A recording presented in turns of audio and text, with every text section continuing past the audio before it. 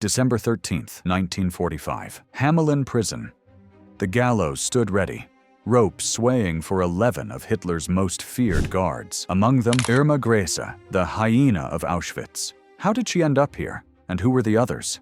Each moments from death. In the next few minutes, we'll uncover the trial that exposed their crimes and the executions that followed. Belsen on trial. Justice for a camp of death. Just 3 months before, the Belsen trial opened in a former German army gymnasium in Luneburg. A Union Jack marked the setting as British officers in uniform took their seats to oversee the first major Nazi war crimes trial. In the dock sat 45 defendants. Guards, doctors, camp officials. Most of them seized only months earlier in the chaos after Bergen-Belsen was liberated. Day after day, survivors stepped into the witness box. They spoke of guards who beat prisoners until bones broke, who laughed as men collapsed from exhaustion, who kicked starving women to the ground for reaching at scraps. They remembered the boots that came at night, the dogs set loose on the weak, the whips that left flesh in ribbons. Hunger was not an accident, they said. It was enforced, a weapon. Prisoners were worked to death, denied food, denied water, and when they fell, the guards finished the job. But one survivor named a figure the world would never forget. The accused sat expressionless. Some muttered the line, "I was only following orders." Others stayed silent, knowing each testimony cut away at any defense. When the verdicts came, 11 were condemned to hang. Every sentence traced back to the cruelty survivors had laid bare. But one name shocked the public more than the rest, the youngest among them. On execution day, she would be the first to face the rope. Irma Grese, the hyena of Auschwitz. She was known at Belsen as the hyena of Auschwitz for a reason. Survivors remembered the whip in her hand, the boots that struck without warning, the laughter that followed when prisoners fell. To them, she was not just another guard. She was a figure of terror. Grese patrolled the barracks with authority. She barked commands, punished without cause, and unleashed her dogs on the weak. Witnesses said her cruelty was not duty, it was choice. What made her path all the more chilling was how ordinary it began. Born in a rural German village, the daughter of a dairy worker, she left school young after her mother's suicide. She drifted through farm work and factory shifts before joining the SS as a nurse's aide. When the call came for women to serve as guards, she stepped forward. At Ravensbrück, she trained. At Auschwitz, her name spread in whispers. By the time she arrived at Belsen in 1945, her reputation had already arrived before her. The camp itself was collapsing under starvation and disease, but survivors said her violence did not stop. They remembered the whip, the dogs, the pistol. They remembered the silence that fell when she walked into the barracks. In court, she stood among the other defendants, her expression cold, sometimes defiant. One by one, survivors took the stand. They spoke of beatings that broke bodies, of humiliation, of cruelty that seemed almost personal. Again and again, her name rose from the witness box. Grese offered little defense, repeating only the words she had been taught. "I only obeyed," but the judges saw through it. What they heard was not obedience, it was deliberate brutality. The sentence was death. 1 month later, the date was set. Hamelin Prison, a fortress of stone in northern Germany, became the site where justice would be carried out. On the cold morning of December 13th, the English hangman Albert Pierrepoint prepared his gallows. Each rope was cut and measured, each drop calculated with the same precision he had used countless times before. One by one, names would be called from the condemned list. At the top stood Irma Grese. After the guards opened his cell, witnesses said she walked briskly, head high. When asked for her final words, she gave only one, sharp and impatient. "Schnell," quick. The rope snapped. Silence followed. Her body was cut down. Another woman was already waiting, Elisabeth Volkenrath. Elisabeth Volkenrath, the overseer of cruelty. Elisabeth Volkenrath was only 26 years old when she climbed the scaffold. She had joined the SS as a young woman in 1941 and volunteered for camp duty, a choice that gave her power over thousands of lives. At Auschwitz, she worked in the women's camp, where survivors later recalled her walking among prisoners with a whip in her hand, deciding who was fit to live and who would be sent to the gas chambers.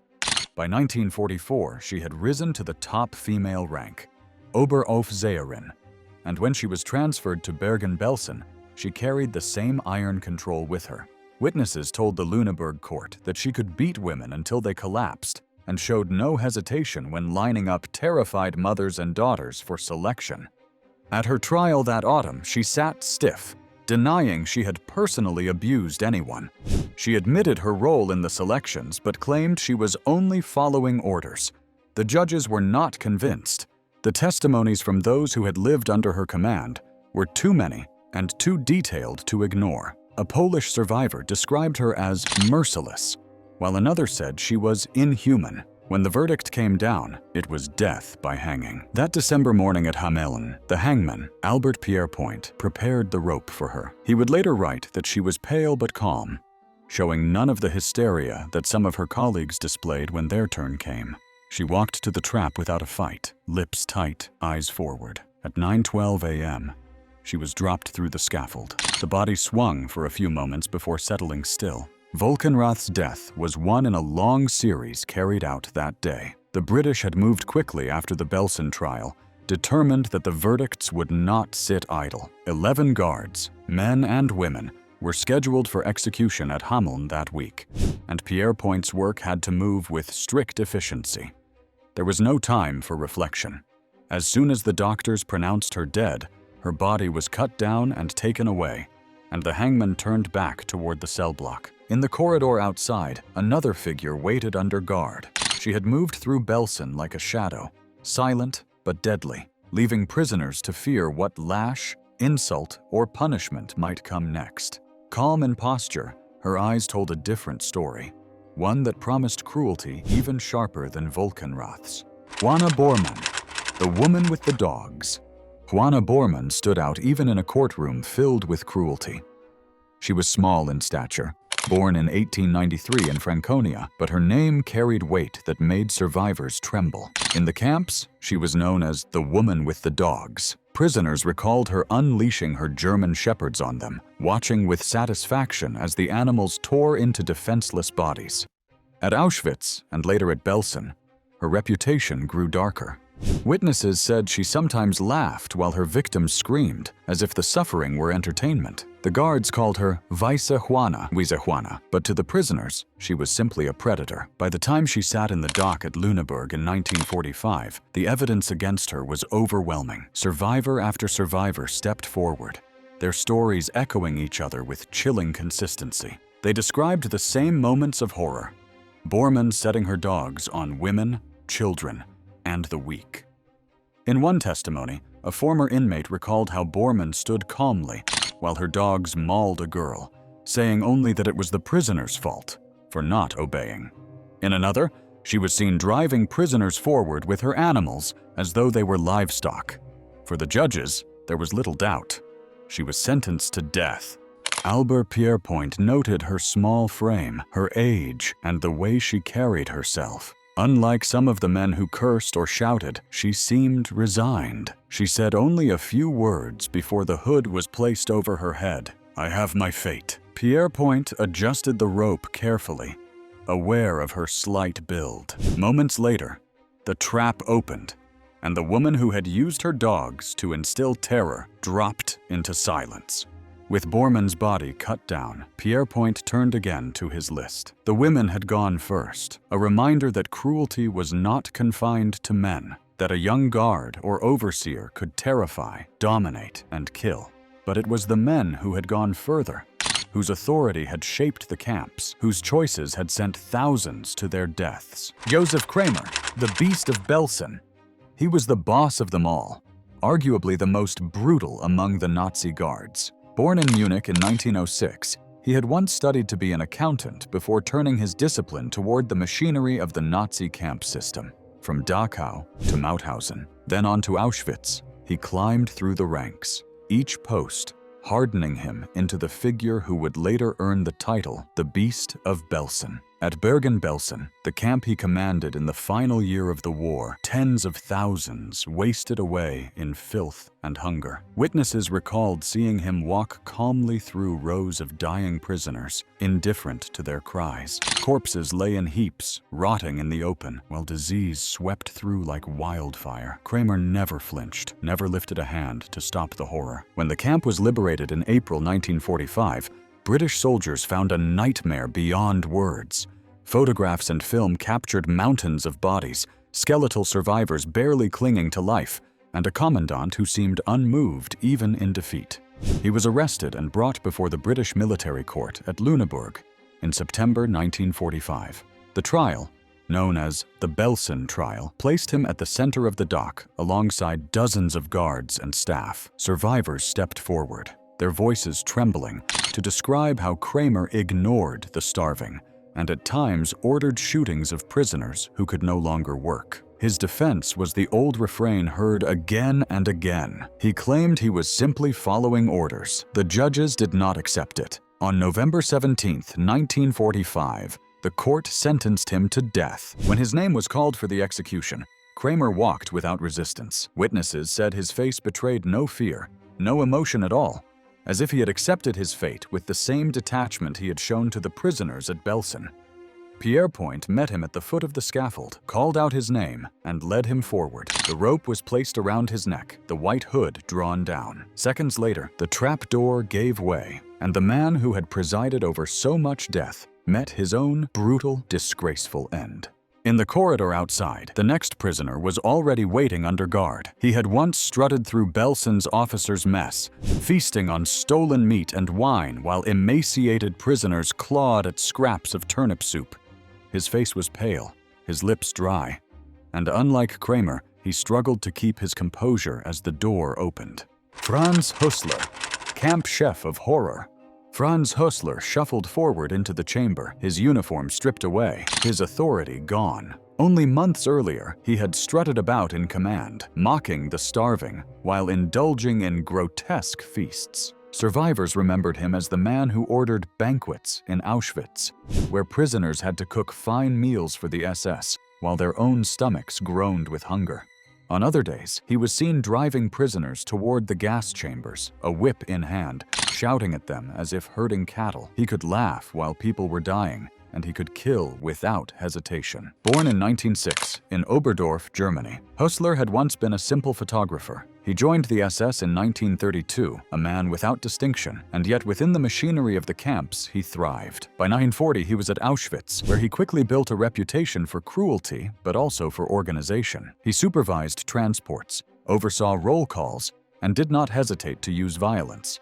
Eyewitnesses later testified that he not only helped drive prisoners into gas chambers, but sometimes fired his own pistol into crowds to speed the process along. When he was transferred to Bergen-Belsen in 1944, he brought with him the same mixture of discipline and brutality, though by then the camp had dissolved into chaos. At the Belsen trial in Luneburg, survivors stepped forward one after another to give evidence against him. They spoke of him mocking skeletal inmates, forcing them to handle food they could not eat, and beating them when they stumbled from weakness. One woman recalled him sneering as he ordered prisoners into a line for selection, a whip dangling casually from his hand. For the court, the picture was clear. Hössler was not a man trapped by circumstance, but an active participant, a man who embraced the role of executioner and tormentor. The judges sentenced him to death on November 17, 1945.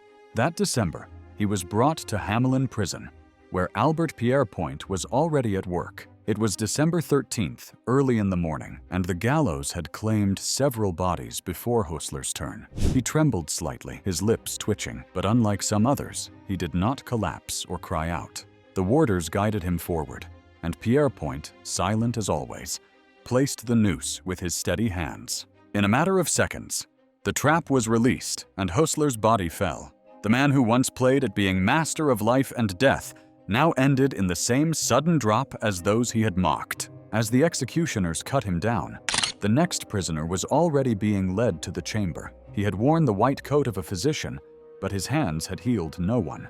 His tools had been syringes filled with poison, and his duty to medicine had been abandoned in service of murder. Fritz Klein, the murderous camp doctor. Fritz Klein was led into the chamber with none of the authority he once carried on the camp ramp. At Auschwitz and later at Bergen-Belsen, prisoners remembered the way he stood in his physician's coat, calm and cold, as transports arrived. With a flick of his hand, he would decide who walked toward the barracks and who went straight to the gas chambers. Survivors said it was his detachment that was most chilling, as if the act of condemning people to death was no different from a routine examination. Born in Romania in 1888, Klein had studied medicine in Budapest and practiced as a country doctor before the war. By the time he joined the Waffen-SS in 1943, his oath to heal had been replaced by blind obedience to orders. He later told the court that he was forced to follow commands, but the testimonies that poured in at his trial left little doubt about the choices he had made. At Belsen, where tens of thousands lay starving in filth and disease, Klein was remembered not as a man of medicine, but as a figure who watched the dying with clinical indifference. Survivors testified that he helped oversee grotesque experiments and took part in selections even as the camp descended into chaos. One British prosecutor asked how a trained doctor could justify sending children and the sick to their deaths. Klein answered by claiming his duty was to the Reich, not to the individuals before him. The judges rejected that defense. To them, the white coat was no shield against guilt. When sentence was read, Klein showed no emotion. He admitted being present at selections, but insisted that he lacked the power to resist. His words rang hollow in a courtroom filled with the voices of survivors who remembered him pointing out the weakest with the precision of a surgeon. By the end of November 1945, he was condemned to die at Hameln prison. On his execution day, when his turn came, Klein walked steadily, his face pale but controlled. He did not speak, did not protest. Witnesses said he stood rigid as the black hood was lowered over his head. Albert Pierrepoint worked with his usual speed. Within seconds, the doctor who had betrayed every principle of his profession was gone. The man who had once carried a stethoscope as a weapon of death now met his own end by rope. Klein was only one of many executed that day, but his presence cast a unique shadow. A doctor sworn to save life had become an agent of mass killing. His silence on the scaffold left no closure, only a bitter reminder of how easily knowledge can be turned against humanity. After Klein's body carried away, the hangman turned again to his list. That day closed with a grim record: the extermination camp's enforcers, men and women alike, falling one by one to the hangman's noose. Yet even as he finished his work in Hamelin, the larger reckoning was only beginning. Across Germany, another set of trials was unfolding, and another hangman was preparing for the same task. Dachau on trial: crimes against humanity. By the spring of 1946, the work of justice had shifted from British to American hands. The Belsen trials had closed, and Hameln fell silent. Inside the walls of Dachau, a courtroom had been set up in the former concentration camp, a deliberate reminder to the accused of where their crimes had been committed. Starting in November 1945, officers, guards, and administrators, those who carried out the machinery of cruelty in Dachau, Mauthausen, and Flossenburg, marched into the dock. The charges were clear: violations of the laws and usages of war. The trials moved with military efficiency. Survivors recounted beatings, shootings, starvation, and hangings carried out as warnings. By spring 1946, dozens had been sentenced to die. The stage now moved from courtroom to gallows. Condemned prisoners were transferred to Landsberg prison, a gray Bavarian fortress heavy with history, where U.S. Army engineers had erected sturdy wooden gallows. The dates were fixed: May 27th and 28th, 1946. 28 war criminals would be executed. The man chosen to carry out the sentences was Sergeant John C. Woods, an unlikely hangman from Kansas. Unlike Britain's Albert Pierrepoint, Woods showed little precision. His drops often left prisoners strangling. Chain-smoking as he worked, sometimes grinning, he was blunt, amateurish, but effective. When the gallows were ready, the list was brought out, and the first name was called: Hans Möser, the last executioner of Auschwitz. The guards shifted uneasily as the first name was spoken aloud, Hans Möser. He was not just another officer in black uniform. Survivors knew him as one of the most brutal men of Mittelbau Dora, the underground factory where prisoners carved V-2 rockets out of tunnels with their bare hands. Möser had built a reputation on cruelty. He staged public hangings in front of gaunt, starving men to drive home terror. He shot prisoners who stumbled on forced marches. Witnesses swore under oath that he sometimes laughed when he pulled the trigger. One man remembered Möser smiling as a body crumpled to the dirt. These were not acts of a soldier under orders. They were the choices of a man who seemed to relish death. Hans Möser's path to that gallows began decades earlier. Born in 1906 in Darmstadt, he joined the SS in 1931, one of the early men who tied his fate to Hitler's rise. He served first at Auschwitz, where cruelty hardened into routine. Later, he was posted to Dora, a camp carved into the Harz Mountains. There, tens of thousands worked under deadly conditions to keep Hitler's rocket program alive. Disease, starvation, and exhaustion killed thousands, but Möser's hand made sure many more never left alive. His presence became a constant reminder of what unchecked power in uniform looked like. When the Americans opened the Dora case in 1946, Möser stood apart from the others. The prosecution laid out survivor testimony in stark detail, how he lined up prisoners, placed the noose himself, and sometimes yanked the stool away as others watched in terror. One survivor broke down recalling how Möser shot a prisoner who tried to drag himself off the ground after collapsing. Möser's defense, that he had simply enforced discipline, collapsed almost immediately. No rulebook could explain why he laughed while killing. Out of the dozens of officers on trial for Dora, Möser was the only one sentenced to death.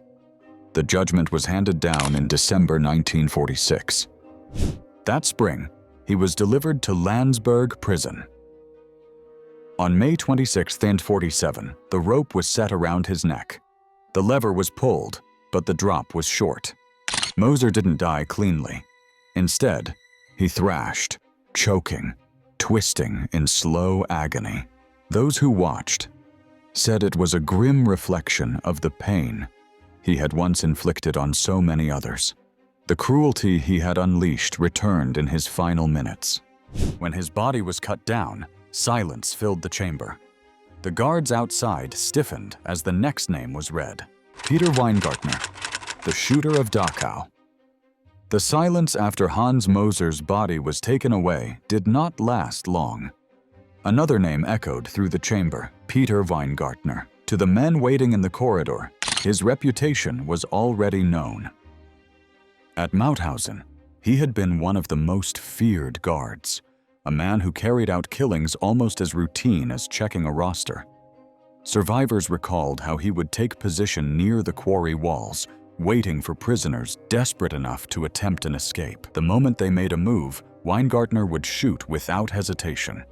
He was also present at selections, where he chose who would live to work another day and who would be sent to die. Witnesses described him as cold and mechanical, a man who did his duty in blood. Weingartner was not a late recruit or a reluctant conscript. Born in 1913, he joined the SS young and became a long-serving guard in the concentration camp system. By the time the war ended, he had already carved out a name as one of the seasoned enforcers of Nazi terror. For prosecutors at the Dachau trial, this made him an easy case. Survivor after survivor took the stand, identifying him as the man who shot, beat, and drove prisoners to exhaustion. The testimonies piled up, leaving little room for doubt. When the panel of American judges read the verdict in May 1946, the words were short and final: death by hanging. On the morning of his execution at Landsberg prison, Weingartner was marched into the chamber under heavy guard. The same wooden gallows that had just claimed Hans Möser stood ready. As the black hood was pulled over Weingartner's head and the noose slipped tight, witnesses in the room braced themselves. The trapdoor clanged open, But instead of a swift drop breaking the neck, Weingartner dangled and kicked. His body twisted on the rope, jerking violently as he struggled for air. Minutes dragged by while the witnesses watched, disturbed, but silent. The executioner, unfazed, simply waited until the body finally hung limp. The execution chamber reeked of sweat and tension as guards moved quickly to cut the rope and prepare for the next man. The list was long, and Woods had no intention of slowing down. Soon another name was called, one that carried higher rank and far greater notoriety. The prisoner waiting outside was not a guard, but a Nazi official, a man whose authority had stretched across an entire region. August Eigruber, Gauleiter of Upper Danube. The next man called forward was August Eigruber. He was not a camp guard or a faceless soldier following orders, but the Gauleiter of Upper Danube, the political overlord who had ruled with a fanatic's hand. Survivors at Mauthausen remembered him as the one whose signature sealed their fate.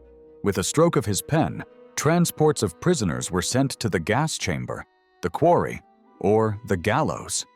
He had stood at the top, a loyal servant of Hitler, and thousands had died because of him. Eigruber had been born in 1907, a son of Linz, and by 1928 he was already in the Nazi Party. His rise was rapid, fueled by ambition and absolute devotion to Hitler. When Austria was annexed in 1938, Eigruber was rewarded with the role of Gauleiter, the highest party official in the region. He ruled the Upper Danube with unchecked authority. At Mauthausen, the killing orders flowed from his office, and when survivors later testified, they said clearly that he had approved the executions, knowing full well what they meant. He did not dirty his hands in the quarry or with the whip, but his power was absolute, and the death toll followed him. At the Dachau trials in May 1946, Eigruber was one of the highest-ranking men in the Dach. The evidence against him was overwhelming. Documents bore his signature. Witnesses described his fanaticism and his cold indifference to human life. When the verdict was read, there was no hesitation. Guilty, sentenced to hang. The irony was bitter. A man who had sent so many to the gallows would now face it himself. On the morning of May 28, 1946, at Landsberg prison, Eigruber was led to the scaffold. John Woods, the American Army's hangman, waited with his usual casual air. Eigruber stepped into the chamber, no longer the powerful Gauleiter, but just another condemned man in prison clothes. Witnesses said he tried to remain stiff, his jaw tight, but his face betrayed the fear he could not hide. When the trap opened, the execution went badly. The drop was short, the calculation wrong. Eigruber convulsed on the rope, his body jerking violently, choking rather than breaking clean. Woods stood watching, expressionless, as the Gauleiter's twitching slowed, then stopped. A man who had once commanded with absolute authority now dangled lifeless, undone by the same crude justice he had so often delivered to others. For the guards of Belsen and Dachau, cruelty ended not in power, but at the end of a rope. They had terrorized, beaten, and killed without mercy, yet the noose gave the final answer. Some faced justice quickly, others waited months, but all met the same cold reckoning. Still, not every criminal was caught. Many vanished into the post-war chaos, their fates hidden from history. To follow the secret lives of those who escaped and see how evil lingered after the war, click here.